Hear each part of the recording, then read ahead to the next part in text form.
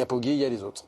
Ouais, effectivement, hein, on pouvait se poser la question de savoir si vraiment il allait descendre comme un malade. Et oui, il est descendu comme un malade. Alors après, il avait fait la différence dans la montée de la Turbie, dans la montée du col d'Èze. Et puis, on s'était peut-être imaginé qu'il allait vraiment descendre sur les freins. On a vu des coureurs descendre sur les freins. Hein. On a vu Romain Bardet prendre 0 risque. On a vu des coureurs vraiment qui assurer le coup, mais lui non, il n'a pas voulu vraiment assurer le coup, il a fait la descente. Alors après, il la connaît par cœur, on le rappelle, il habite à Monaco. Je pense que la descente du col d'Èze, il l'a fait peut-être 300 fois dans l'année.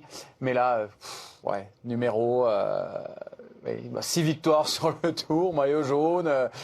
Oui, c'est lui et les autres, c'est clair. Pour tout vous dire, je suis en train de remonter, je ne trouve pas encore la stat du dernier coureur à avoir remporté 3 étapes consécutives. Eddy Merckx. Chipo.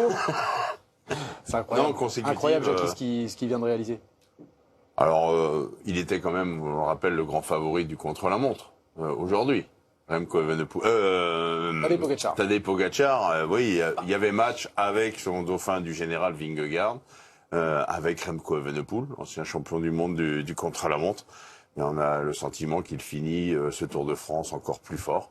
Et non, c'est pas surprenant. Il était parmi les 3 favoris pour le chrono. De toute façon, les trois premiers du général, font les 3 premiers du contre-la-montre. Donc de ce côté-là, il n'y a pas de surprise.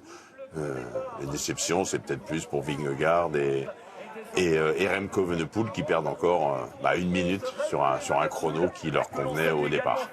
On a l'impression que ça ne pouvait pas lui échapper, ce Tour de France à Tadej Pogačar. Il était arrivé évidemment plein d'envie, plein de motivation. Il en parlait du Tour depuis le Giro, finalement.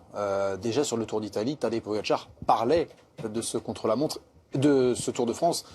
Et il savait, lorsqu'il était au Giro, que ce week-end, et notamment ce contre-la-montre aujourd'hui, allait compter. Il y pense depuis des semaines et des semaines à ce week-end du Tour. Il y a votre question à la fin du Giro. Et je pense que lui aussi s'est posé les questions, même s'il a gagné le Tour d'Italie quand même de façon assez facile. Il avait fait les 3 semaines du Giro. Et par rapport à d'autres adversaires qui n'avaient pas couru pendant le mois de mai, il y avait forcément des doutes. Il savait que ce contre-la-montre était important, mais je pense que même du côté du staff de l'équipe UAE, on s'est dit, j'espère que Tadej Pogačar ne nous fera pas une journée de moins bien, un jour sans, comme il a eu ces dernières années. Bon, là, cette année, il n'y a pas eu. Il y a eu Lioran, où il attaque, il se fait reprendre, il se fait battre au sprint, mais il ne perd pas de temps sur Vingegaard. On a eu des doutes à ce moment-là. Je pense qu'eux aussi en ont eu. Bon, ils ont été vite gommés dans les Pyrénées, vite gommés dans les dernières étapes des Alpes et très vite gommés sur ce contre-la-montre entre Monaco et Nice.